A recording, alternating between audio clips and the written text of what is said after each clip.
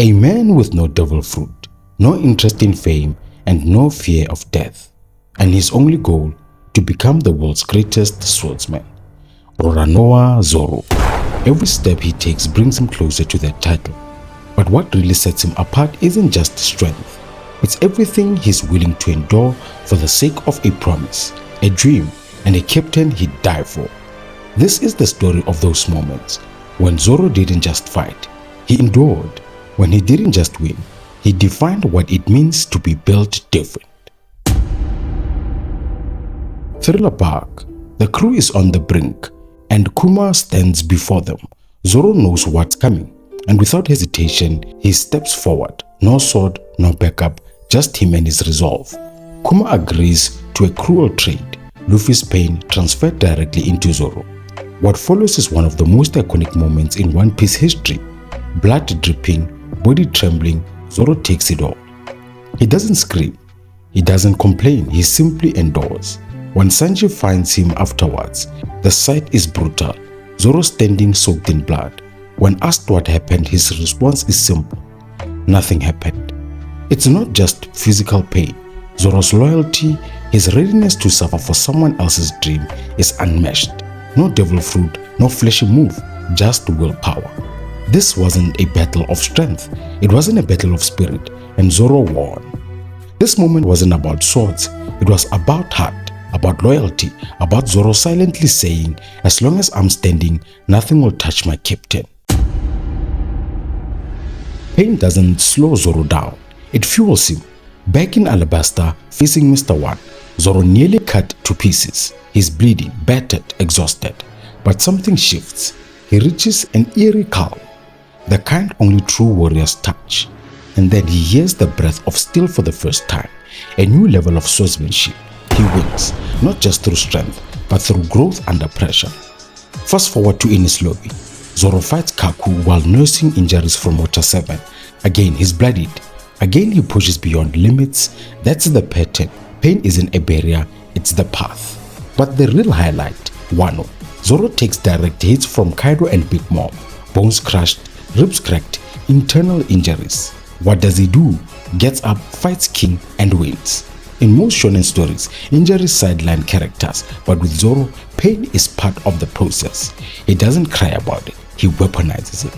This isn't masochism. It's a reflection of his mindset. His dream isn't about strength, it's about surpassing the limits of the body and the ego. Zoro fights while broken because his ambition is whole. And that kind of drive, you don't teach it, you are born with it. What do you do when your pride clashes with your purpose? After losing to Mihawk, Zoro swears never to lose again. Years later, when the Straw Hats are separated, Zoro makes the boldest move of his life. He bows before Mihawk and begs to be trained. Think about that. He puts aside his ego, all to protect Luffy's dream. That's growth, that's humility, that's a warrior who's leveled up mentally. Training under Mihawk wasn't easy. The greatest swordsman wouldn't train just anyone, but Zoro proves himself, not through talent, but through determination. He battles baboons wielding swords. He learns discipline, control, and how to channel monstrous strength without losing focus.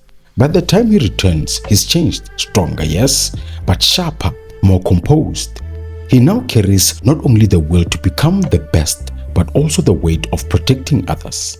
That moment, kneeling before his rival, cemented that Zoro's dream was never about himself. It was about loyalty, about putting others before himself. Most would die for their pride. Zoro killed his pride for power, and that takes a different kind of strength. On the rooftop of Onigashima, Zoro doesn't face one Yonko, he faces two, Kaido and Big Mom, together.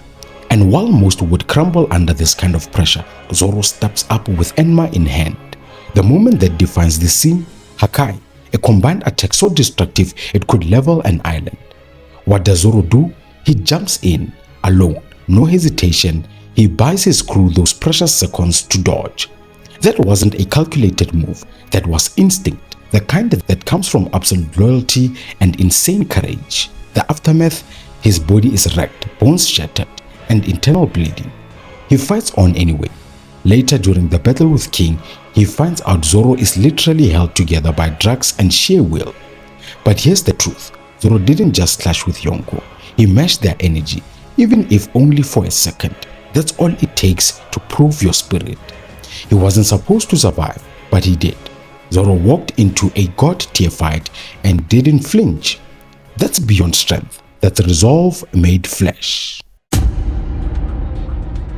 His final battle in Wano against King was more than a clash of blades. It was a rite of passage. King, the right-hand man of Kaido, was nearly invincible. Lunarian firepower, monstrous durability, and predictable offense. Zoro was outmatched until he understood Enma. Enma wasn't just a sword, it was a test of Zoro's soul. Only when he let it draw his full haki, his very essence, did he unlock its true potential. He remembers his promise, Kunai Luffy, the crew. Everything that Zoro fights for floods into that moment, and he declares himself King of Hell. It's not a flashy power-up, it's an identity shift. Zoro isn't chasing Mihawk anymore, he's becoming something else entirely, someone who will stand at Luffy's side until the end of the world. He defeats King in a devastating final combo, not just with brute strength, but with understanding, mastery, and heart. This wasn't about swords, it was about soul. With that battle, Zoro reclaimed his title, not just Luffy's number 2, but a legend in his own right. King of Hell isn't a nickname, it's a warning. Zoro has never needed the spotlight to prove his worth. He's done it quietly, painfully, and relentlessly. Through blood, through sacrifice, through impossible odds, Zoro continues to show us that power isn't just strength, it's loyalty, endurance. It's living for a dream that isn't even your own. And that's what makes him more than a swordsman. Every time he steps up, he proves it again. He's built different.